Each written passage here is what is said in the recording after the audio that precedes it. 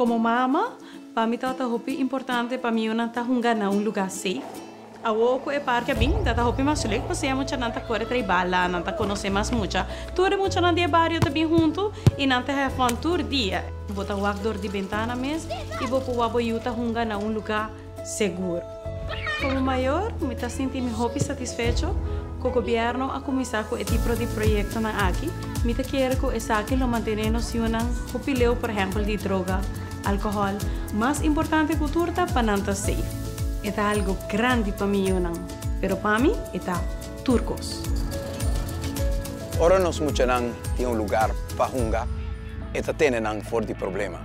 Tem vez algo que por parte chiquito, maneira cancha deportivo, por fazer uma diferença grande para cuidar nos bairros.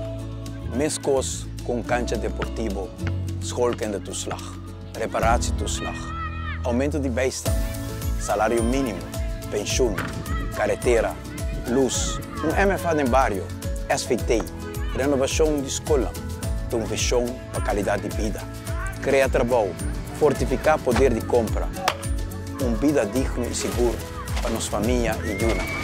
O trabalho não termina ainda, mas toda parte de como nós estamos trabalhando para ter essa felicidade e oportunidade para de tudo.